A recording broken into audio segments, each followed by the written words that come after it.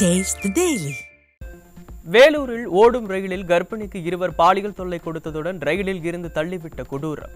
ஸ்டாலின் ஆட்சியில் எங்கும் பெண்களுக்கு பாதுகாப்பில்லாத சூழல் நிலவும் நிலையில் அரசு எப்போது தூக்கத்தில் இருந்து எழும் என மக்கள் கேள்வி.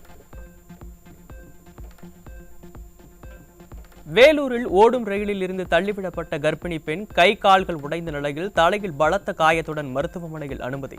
ஸ்டாலின் அரசின் ஏவல் துறை மீது குற்றவாளிகளுக்கு சிறிதும் அச்சமில்லாமல் போனதே இந்த அவலத்திற்கு காரணம் என மக்கள் ஆத்திரம்.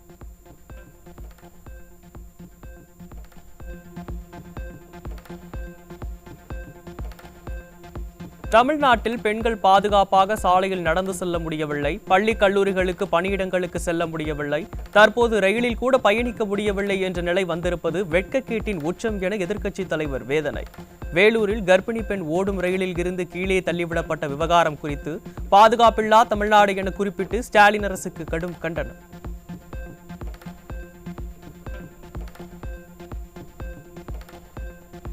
சிவகங்கை மாவட்டத்தில் பெண் எஸ்ஐ காவல் நிலையத்தின் உள்ளேயே புகுந்து தாக்கப்பட்ட சம்பவத்திற்கு எதிர்க்கட்சித் தலைவர் எடப்பாடி கே பழனிசாமி கடும் கண்டனம். குழந்தைகளுக்கு பள்ளியில் பாதுகாப்பில்லை, பெண்களுக்கு பொது இடங்களில் பாதுகாப்பில்லை, காவலர்களுக்கு காவல் நிலையத்திலேயே பாதுகாப்பு இல்லை என குற்றச்சாட்டு. சென்னையை அடுத்த பூந்தமல்லியில் அரசு பேருந்தில் மாணவிகளிடம் சில்மிஷத்தில் ஈடுபட்ட மாணவர்களை தட்டி கேட்டதால் அரசு பேருந்து ஓட்டுநரை தாக்கிய பள்ளி மாணவர்கள். திராவிட மாடல் அரசு பள்ளி மாணவர்கள் தவறான பாதையில் சென்று சீரழிந்து வருவதை கண்டு கொள்ளாமல் இருப்பதாக பெற்றோர்களும் பொதுமக்களும் வேதனை. டிரைவர் அடிச்சுட்டு போயிட்டான். படிக்க போகிறாங்கன்னா வந்து ஊட்டிங்க மீம்ஸ் போட்டுலாமா பொண்ணுங்களை இப்போ வந்து வேலையை பண்ணிக்கின்னு எதனா பண்ணிடுவாங்க. எங்க கிட்ட வரீங்க பஸ்ஸில் மேலே ஏறிடுவோம். கோவை மாவட்டம் மேட்டுப்பாளையத்தில் 15 வயது சிறுமியை கர்ப்பமாக்கி கருக்கலைப்பு செய்த ஆட்டோ ஓட்டுநர் போக்சோவில் சிக்கினார். தமிழகத்தில் நாள்தோறும் சிறுமிகளுக்கு எதிரான குற்றங்கள் அதிகரித்து வருவதால் பெற்றோர்கள் அச்சம்.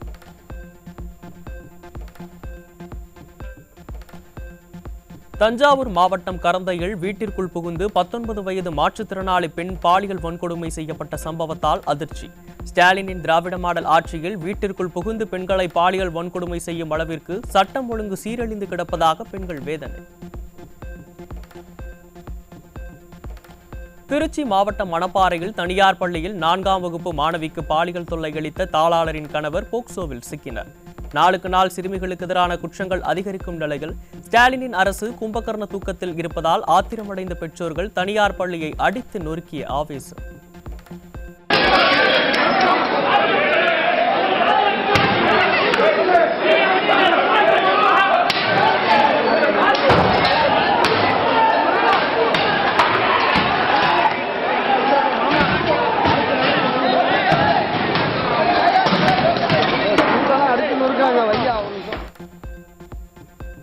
கள்ளக்குறிச்சியில் தனியார் பள்ளியில் நடைபெற்ற பெரும் கலவரத்தில் இருந்து ஸ்டாலின் அரசும் அதன் உளவுத்துறையும் என்ன பாடத்தை கற்றுக்கொண்டது?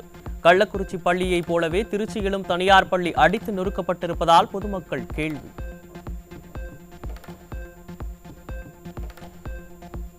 கிருஷ்ணகிரியில் பள்ளி மாணவி ஆசிரியர்களால் பாலியல் வன்கொடுமை செய்யப்பட்ட சம்பவத்தின் எதிரொலியாக சம்பந்தப்பட்ட அந்த அரசு நடுநிலைப் பள்ளிக்கு மாணவர்களை அனுப்ப மறுத்த பெற்றோர்கள்.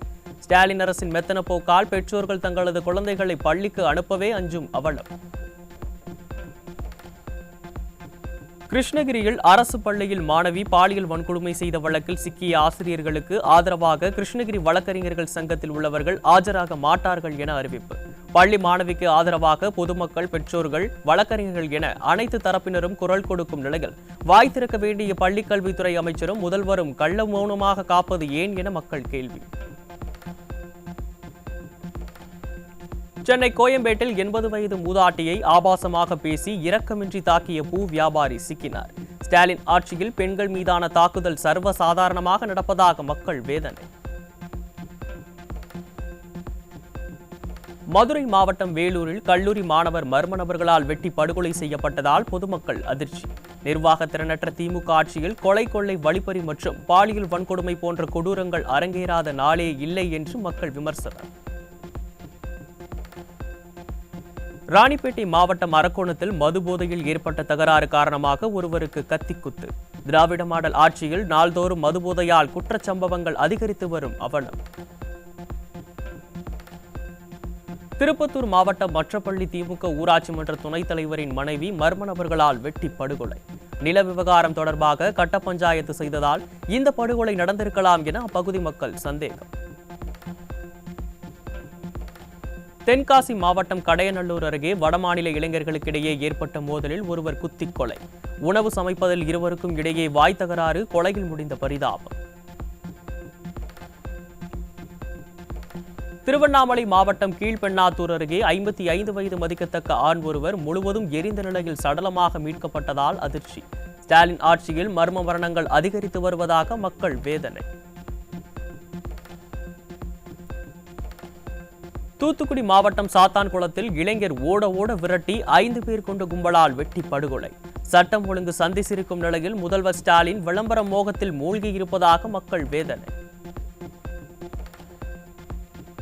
தேனி மாவட்டம் கூடலூர் அருகே போலியாக ராணுவ முத்திரையுடன் பணி நியமன ஆணை வழங்கி பல லட்சம் மோசடி செய்யப்பட்டதால் அதிர்ச்சி. மோசடி ஆசாமி மீது நடவடிக்கை எடுக்க கோரி பாதிக்கப்பட்டவர்கள் கண்ணீர் மல்க கோரிக்கை. திருப்பத்தூர் மாவட்டம் வாணியம்பாடி அருகே பட்டியல் சமூகத்தை சேர்ந்த பெண்ணை திருமணம் செய்த நபரது பாட்டியின் சடலத்தை ஊர் மயானத்தில் புதைக்க அனுமதிக்காததால் அதிர்ச்சி. சமத்துவம், சமூக நீதி என வாய்சவடால் பேசும் திராவிட மாடல் ஆட்சியில் சாதி மதத்தின் பெயரால் அடுத்தடுத்து கொடுமைகள் நடப்பதாக மக்கள் வேதனை. நெல்லைக்கு சுற்றுப்பயணம் செய்த திராவிட மாடல் முதல்வர் தங்களை பார்க்காமல் புறக்கணித்திருப்பதாக கூறி போராட்டத்தில் ஈடுபட்ட மாஞ்சோலை மக்கள். திராவிட மாடல் முதல்வருக்கு அல்வா சாப்பிட்டு இருட்டு கடைக்கு விளம்பரம் செய்ய நேரம் இருக்கிறது, மக்களை பார்க்க நேரம் இல்லையா என ஆவேசம்.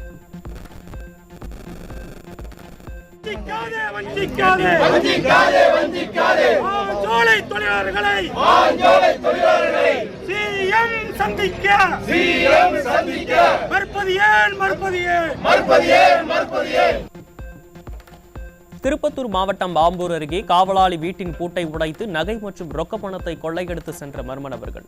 காவல்துறை செயலிழந்து இருப்பதால் இத்தகைய கொள்ளை சம்பவங்கள் சர்வ சாதாரணமாக நடப்பதாக மக்கள் வேதனை. தமிழ்நாடு கேரள எல்லையில் உள்ள புளியரை சோதனை சாவடியில் பணியில் இருந்த மோட்டார் வாகன ஆய்வாளர் கேரளாவைச் சேர்ந்த கனிம லாரியை பறிமுதல் செய்ததற்காக மிரட்டப்பட்ட அவலம். மிரட்டலுக்கு உள்ளான அரசு ஊழியர் பாதுகாப்பே இல்லாத சூழல் இருக்கிறது என அச்சத்துடன் பேசிய காட்சி திராவிட மாடல் அரசின் லட்சணத்தை அம்பலப்படுத்தியுள்ளது. ஸ்டாலின் ஆட்சியில் பகல் நேர பள்ளிகளிலேயே ஆசிரியர் பற்றாக்குறை, பாலியல் தொல்லை என நிர்வாக லட்சணம் பள்ளிக்கும் நிலையில் இரவு நேர பள்ளிக்கு அடிக்கல் நாட்டிய சென்னை மேயர். மாநகராட்சி சார்பில் இரவு நேர பள்ளிக்கு அடிக்கல் நாட்டப்பட்ட நிலையில் கமிஷனுக்காக திட்டங்களை உருவாக்காமல் பயன்படும்படி திட்டங்களை உருவாக்க வேண்டும் என மக்கள் விமர்சனம்.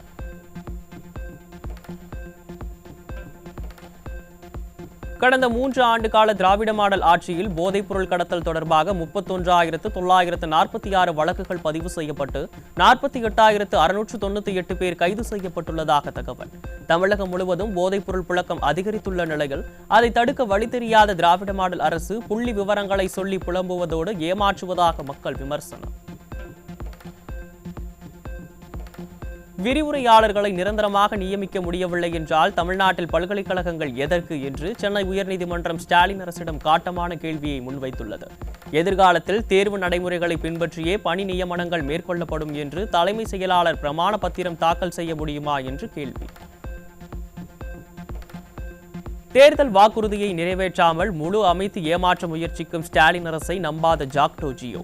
பழைய ஓய்வூதிய திட்டத்தை அமல்படுத்தாத ஸ்டாலின் அரசை கண்டித்து போராட்டத்தை தொடர தீர்மானம் நிறைவேற்றி 2026 சட்டசபை தேர்தலில் முதல்வர் ஸ்டாலினுக்கு எதிர்க்கட்சித் தலைவர் பதவியை பரிசளிப்போம் என எச்சரிக்கை. தமிழகத்தில் 5000த்திற்கும் மேற்பட்ட மாற்றுத்திறனாளிகளுக்கு மாதாந்திர உதவித்தொகை 3 மாதங்களாக நிறுத்தப்பட்டிருப்பதாக அதிர்ச்சி தகவல். பன்னாட்டு அரங்கம், கடலுக்குள் பேனாவிற்கு செலவு என வீண் செலவு செய்யும் ஸ்டாலின் அரசு மாற்றுத்திறனாளிகளுக்கு உதவித்தொகை கொடுக்காமல் வஞ்சிக்கும் அவலம். தமிழகத்தில் காற்றில் பரவக்கூடிய மம்ப்ஸ் எனப்படும் பொண்ணுக்கு வீங்கி நோய் அச்சுறுத்தி வரும் நிலையில் தொண்டை வலியோ காதோர வலியோ இருந்தால் அலட்சியமாக இருக்க வேண்டாம் என பொது சுகாதாரத்துறை அதிகாரிகள் அறிவுரை. அனைத்து பகுதிகளிலும் முகாம்களை நடத்தி விழிப்புணர்வு செய்ய வேண்டியவர்கள் அதை செய்யாமல் அறிவுரை சொல்வதால் என்ன பயன் என மக்கள் கேள்வி. பணி நிரந்தரம், அரசு ஊழியருக்கு நிகரான ஊதியம், ஓய்வூதியம் உள்ளிட்ட கோரிக்கைகளை வலியுறுத்தி டாஸ்மாக் பணியாளர்கள் காத்திருப்பு போராட்டம். அரசுடன் நடந்த பேச்சுவார்த்தை தோல்வியடைந்த நிலையில் பிப்ரவரி 11 வரை காத்திருப்பு போராட்டம் தொடரும் என டாஸ்மாக் பணியாளர் சங்கத்தினர் அறிவிப்பு. சென்னையில் நடைபெற இருந்த உலக ஸ்டார்ட் அப் மாநாடு திடீரென கோவைக்கு மாற்றப்பட்டதால் குழப்பம். தொழில் முனைவோர்கள், பங்கு பெறும் நிறுவனங்கள் மற்றும் பங்குதாரர்கள் தற்போது குழப்பமடைந்துள்ளனர். குற்றவியல் அத்துமீறல் வழக்கில் 1.5 ஆண்டுகளுக்கு மேலாக சம்மன் அனுப்ப தவறிய காவல் ஆய்வாளர் மற்றும் துணை காவல் ஆணையர் மீது துறை ரீதியான நடவடிக்கை எடுக்க சென்னை உயர்நீதிமன்றம் அதிரடி உத்தரவு. நிர்வாக திறனற்ற திராவிட மாடல் நீதிமன்றத்தில் கூட்டு வாங்காத நாட்களே இல்லை என்று மக்கள் விமர்சனம். புதிதாக திருமணமான இலங்கை பெண் பையனிடமிருந்து தங்க தாலி பறிமுதல் செய்ததற்காக சென்னை சுங்க அதிகாரிகளுக்கு உயர்நீதிமன்றம் கண்டனம். இச்சம்பவத்தில் ஈடுபட்ட அதிகாரிகள் மீது உரிய நடவடிக்கை எடுத்து அறிக்கை தாக்கல் செய்யுமாறு சுங்கத்துறை முதன்மை தலைமை ஆணையருக்கு உத்தரவு. இம்மாத இறுதியில் புதன், வெள்ளி, செவ்வாய், வியாழன், சனி, யுரேனஸ் மற்றும் நெப்டியூன் ஆகிய கோள்கள் ஒரே நாளில் காட்சி தரும் அதிசய நிகழ்வு அரங்கேறியுள்ளது. வருகிற 28ஆம் தேதி 7 கிரகங்களின் அபூர்வ காட்சியை கண்டுகளிக்கலாம் என விஞ்ஞானிகள் தகவல். ஆன்லைன் உணவு டெலிவரி நிறுவனமான சொமேட்டோவின் பெயர் எட்டர்னல் என மாற்றம். புதிய லோகோக்களையும் அந்த நிறுவனம் தற்போது வெளியிட்டுள்ளது.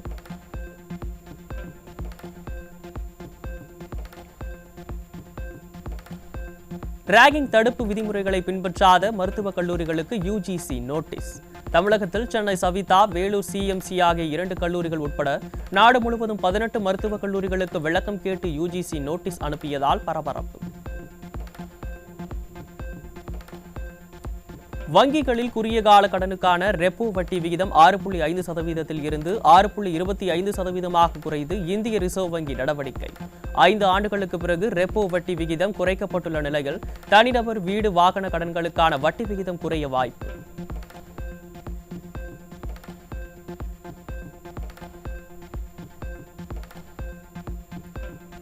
கட்டுமான பொருட்களின் விலை உயர்வு, தொழிலாளர் ஊதிய உயர்வு மற்றும் ஜிஎஸ்டி விகிதங்கள் உயர்வு போன்றவற்றால் புதிய நாடாளுமன்ற கட்டிடத்தின் கட்டுமான செலவு அதிகரித்ததாக மக்களவையில் தகவல். ஜிஎஸ்டி விகிதம் 12%இலிருந்து 18% அதிகரித்ததால் கட்டுமான செலவு அதிகரித்திருப்பதாக தகவல். கர்நாடகாவில் 7 கோடி ரூபாய் மோசடி வழக்கில் சிக்கிய மைனாரிட்டி பாஜகவை சேர்ந்த முன்னாள் அமைச்சருக்கு 3 ஆண்டுகள் சிறை தண்டனை. உத்தமர் காந்தியின் மறு உருவம் போல நேர்மை குறித்தும் ஊழல் ஒழிப்பு குறித்தும் உலகிற்கே பாடம் எடுக்கும் மைனாரிட்டி பாஜகவின் உண்மை முகம் இதுதானா என மக்கள் விமர்சனம். நைஜீரியாவில் பள்ளி விடுதியில் ஏற்பட்ட தீ விபத்தில் 17 மாணவர்கள் உயிரிழந்ததாக தகவல். படுகாயமடைந்த மாணவர்கள் மீட்கப்பட்டு அருகில் உள்ள மருத்துவமனையில் அனுமதி. கிரீஸ் நாட்டின் சாண்டோரினி தீவில் 5.2 பதிவான இந்த நிலநடுக்கத்தால் கட்டிடங்கள் அதிர்ந்தன. அத்தீவில் அவசர நிலை அறிவிக்கப்பட்டு சுமார் 11,000 பேர் வெளியேற்றப்பட்டிருப்பதாக தகவல். பிலிப்பைன்ஸில் பீச் கிங் ஏர் 350 ரக தனியார் விமானம் விபத்தில் சிக்கியது. விமான விபத்தில் சிக்கி தற்போது வரை 4 பேர் பலி என தகவல்.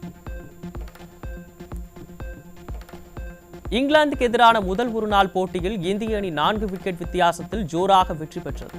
சர்வதேச அரங்கில் 3 வித கிரிக்கெட்டில் 600 விக்கெட் என்ற மைல்கல்லை எட்டினார் ஜடேஜா. சர்வதேச கிரிக்கெட்டில் ஜனவரி மாத சிறந்த வீரர் விருதிற்கான பரிந்துரை பெயர் பட்டியலை ஐசிசி அறிவித்துள்ளது.